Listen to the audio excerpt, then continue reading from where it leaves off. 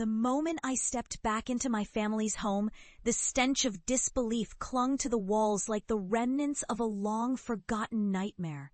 I could almost hear their laughter echoing in the corners, mocking me for my chosen path, for my obsession with cursed crime scene entomology. Their voices, once filled with scorn, now faded into whispers of doubt, gnawing at the edges of my sanity. I could never forget the day they turned on me, the day they stood together. Faces twisted in jest as I tried to explain the significance of the rare insects I studied, insects that thrived in death and despair. "You're insane," my mother had scoffed, her eyes narrowing. "You'll disgrace our family with your grotesque hobbies." My father added, "You'd think someone with your education would pursue something worthwhile."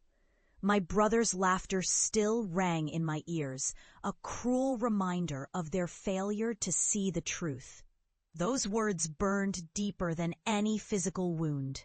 I had lost everything: my reputation, my career, and the respect of my closest kin. So, in my exile, I dived headfirst into my work, cataloging the grotesque and the beautiful in death's embrace. Disgraced but determined, I found solace in the very thing that haunted me. As I scraped the last remnants of decay off a corpse, I encountered something extraordinary, the truth that lay beneath the surface. Years passed. I became renowned. A warning sign for those who dared to dismiss the darkness that lingers just beyond the veil of sanity. Where others saw filth, I saw evidence. I stood at the threshold, cloaked in shadows, adorned with the weight of the knowledge I acquired, the horrors I survived. My brother was the first to notice, his expression morphing from casual indifference to wide-eyed disbelief. "Is it really you?" he stammered, his bravado dissipating like mist. "You look different." "Oh, I am different," I replied, stepping inside and allowing the door to swing closed behind me, muffling their past jeers. "I've seen things you wouldn't believe." I glanced at my parents, seated by the fireplace, their faces betraying a mix of horror and apprehension, both struggling to grasp the enormity of my presence. "What do you want?" My father's voice was thick with suspicion, his gaze darting away from me as if he feared the shadows that clung to my skin. "I want you to hear me. I want you to understand." I took a deep breath, steadying myself against the rising tide of memories and bile. "The insects I study, the ones you thought were trivial or sickening, carry knowledge that transcends our understanding of life and death." My mother scoffed, but there was a tremor in her voice. "You're still obsessed with that nonsense? It's been years. You can't honestly think—" "But I do." I cut her off, the desperation in my tone echoing through the silence, firm and unrelenting. "I had to embrace the darkness you feared. You laughed when I told you about the bodies infested with disease-ridden insects. You never considered the possibility that they could hold the secrets to our nightmares."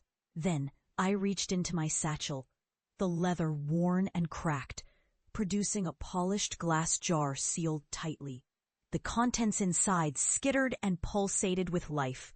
A dark chitinous creature that glimmered in the dim light, its many legs dancing with a malevolent grace. "Behold the dread crawler," I said, allowing the jar to hover between us, its occupants casting flickering shadows across my face. A chill swept through the room as the creature turned its multitude of eyes toward them. My brother recoiled, stumbling backward as if struck. My father's face paled, his bravado crumbling under the weight of the unknown. "What have you done?" he whispered, the very air in the room thickening with dread. "I've unlocked a truth buried in ignorance." I replied, my voice unwavering, "But that knowledge comes with a price. I survived what you dismissed, and now it clings to me like death itself.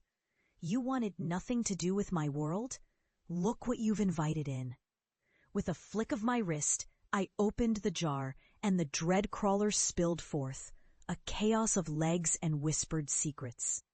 The family was frozen, caught between disbelief and terror, as the creature skittered toward them, radiating a palpable aura of malice. "Please, no," my mother cried, her earlier ridicule evaporating, replaced by the raw instinct of survival. My heart raced, the culmination of my years of painful isolation culminating in this moment, a reckoning long overdue. With each step toward them, I felt the weight of their scorn and laughs transform into dread, a symphony of karmic justice playing in the silence. The knowledge I had once sought to share now enveloped them, their eyes wide as they realized the magnitude of their mistake. But I couldn't let them perish. I stepped forward to reclaim the jar, enfolding the creature within its prison once again. "This is merely a taste of the truth," I said, my voice steady, filled with a chilling kindness. "The world is filled with darkness, and you turned your backs on me when I needed you most. Don't repeat that mistake." In their eyes, I saw the flickering shadows of realization. They were no longer mocking me. Their laughter had transformed into sheer terror, reverberating back to them from the very fabric of existence. I left that house not as the disgrace I once was, but as a living testament to the horrors that lurk beyond our understanding. A warning echoing through the silence, proof that ignorance breeds dread, and true knowledge is often born from the depths of darkness. Today, they finally understood the price of disbelief. But it was too late. They could only watch as I stepped back into the shadows, knowing full well the weight of what they had lost and what they would never reclaim.